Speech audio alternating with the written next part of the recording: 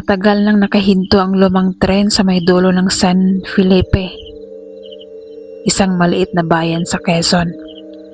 Walang nakakaalam kung kailan eksaktong tumigil ito sa pagtakbo. Ang sabi ng matatanda, noong dekada 80 pa raw nang mangyaring isang trahedya sa Rilis. Mula noon, iniwasan na ng mga tao ang lumang istasyon lalo na tuwing gabi. Pero si Noel, isang bagong guard, ay walang pagpipilian ng italaga siya roon.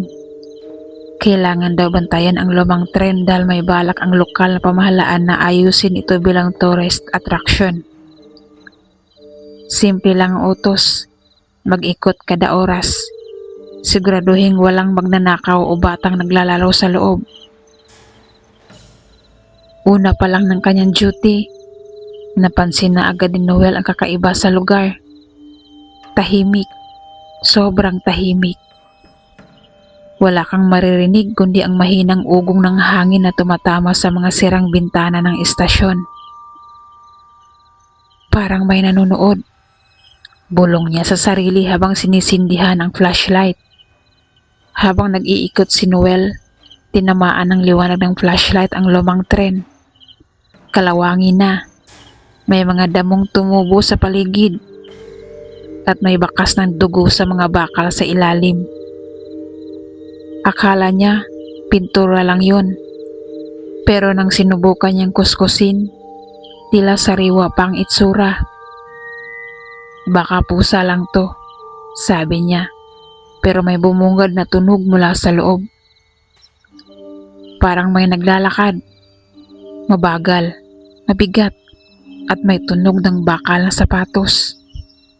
"Hoy, may tao ba dyan?" Sigaw ni Noel. Walang sumagot.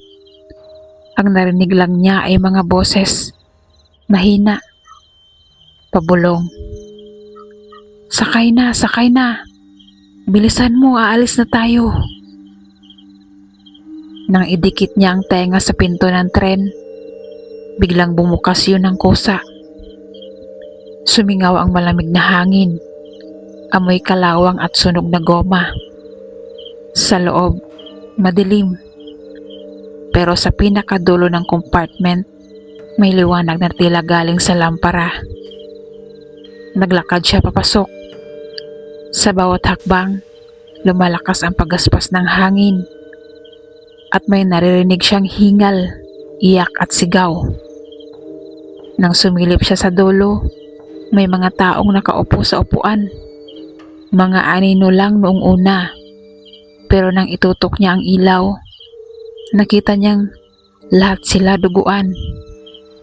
Isang babae ang nakatingin sa kanya, nakangiti habang pira-piraso ang mukha. "Bakit late ka? Aalis na kami." Paglingon niya, wala ng tren. Nasa labas na siya, nakahandusay sa lupa. Pawis na pawis at nanginginig. Akala ni Noel ay masamang panaginip lang ang lahat. Pero nang sumunod na gabi ay bumalik ang mga bulong.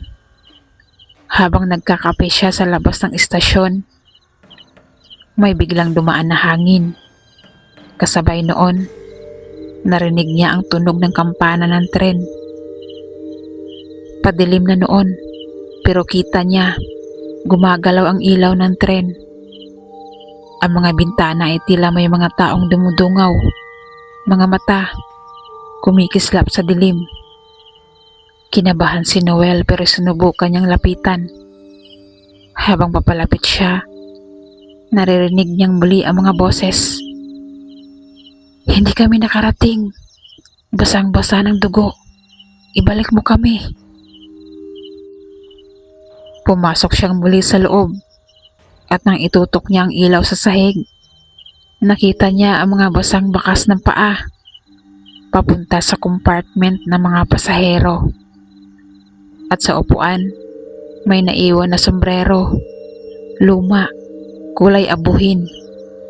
Nang pulutin niya yon, biglang may kamay na lumabas mula sa ilalim ng upuan at hinawakan ang braso niya. Malamig, matigas, parang bakal. Tulong! Bulong ng boses mula sa ilalim. Nang itutok niya ang ilaw, nakita niya ang isang lalaking walang kalahating mukha, nakadapa, at ang uniforme nito ay luma pa. Parang sa mga tren noong dekada 80. Tumakbo si Noel palabas, pero nang silipin niya ang paligid, may ilaw na sa estasyon, parang buhay na muli, at may sumisigaw sa megaphone. Huling biyahe! Huling biyahe ng San Felipe Express! Nang lingunin niya, wala namang tao sa booth. Kinabukasan, dumating ang dalawang matandang lalaki sa estasyon. Mga lokal daw sila. Nakita nila si Noel na mukhang wala sa sarili kaya nilapitan nila. Anak, ikaw ba ang bagong bantay? Nakausap mo na ba sila? Tanong ng isa. Ha? Sino po sila? Ang mga pasahero. Sabi ng matanda. Ang mga hindi nakarating. At doon, ikinuwento nila ang nangyari noong 1986. May biyahe raw noon ang tren mula Maynila papuntang Bicol. Pero bago makaalis ng San Felipe, may sumabog na tangke ng gasolina malapit sa release. Nasunog ang halos lahat ng pasahero, mahigit 100. Ang mga katawan, hindi na na-recover lahat. Simula noon, sabi ng isa, tuwing Oktobre, naririnig ulit ang tren. Para bang inuulit nila ang biyahe na hindi natapos. Nang marinig yun ni Noel, kinilabutan siya. Araw yun ng October 10, ang petsa ng aksidente. Nagpasya si Noel na magdala ng rosaryo at kandila. Hindi ko sila gustong labanan, sabi niya. Gusto ko lang matulungan sila. Pagsapit ng 10:00 ng gabi, narinig niyang muli ang tunog ng tren. Ngayon ay mas malakas, mas malinaw. Ang mga ilaw ay umiilaw ng parang totoong umaandar. Dala ang kandila, pumasok siya sa loob. Lahat ng upuan ay may nakaupong anino. Ibalik mo ang biyahe, sabi ng isa. Kailangan naming makarating. Nanginginig si Noel, pero sinindihan niya ang kandila at nagdasal. Kung may kasalanan man ako sa inyo, patawarin ninyo ako. Pero kung gusto niyong makaalis, ilaw ang kailangan ninyo, hindi dugo. Habang nagdadasal siya, unti-unting lumiliwanag ang loob ng tren. Ang mga mukha ng mga pasahero ay nagiging malinaw. Mga pamilya, mag-asawa, bata, lahat nakatingin sa kanya, umiiyak. Ngunit biglang nagbago ang ihip ng hangin. Ang mga mukha ay nagsimulang ma-deform, nagdugo, at ang mga mata ay nag-apoy. Walang makakaalis dito. Kasama ka na namin. Sinubukan ni Noel tumakbo pero nagsara ang mga pinto. Naramdaman niyang gumalaw ang tren. Oo, umandar ang lumang tren.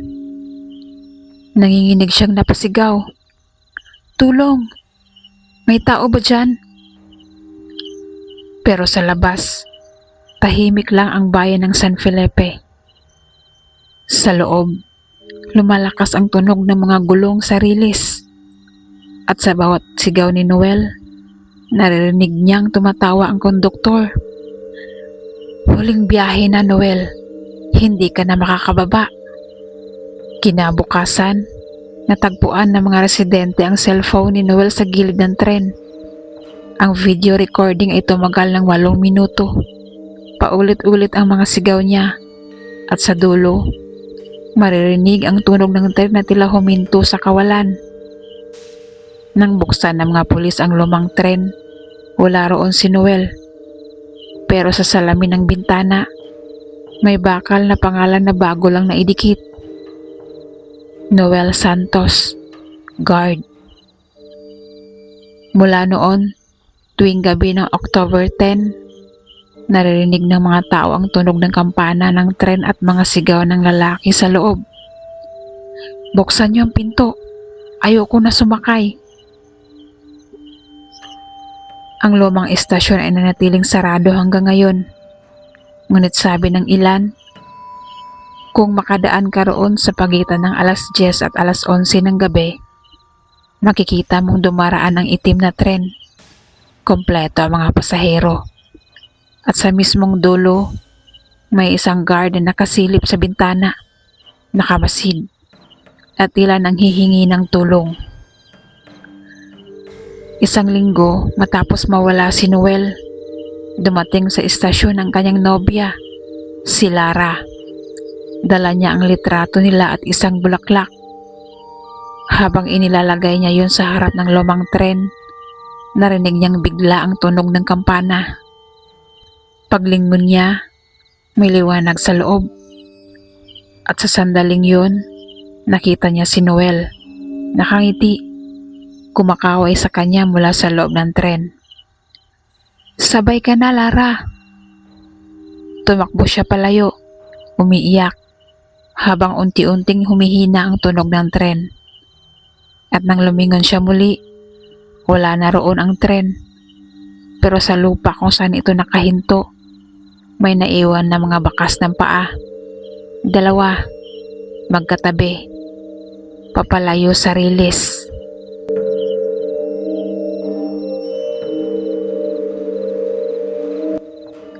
Kung nagustuhan mo ang kwentong to, huwag kalimutang mag-like at mag-subscribe para sa mas marami pang nakakakilabot na kwento.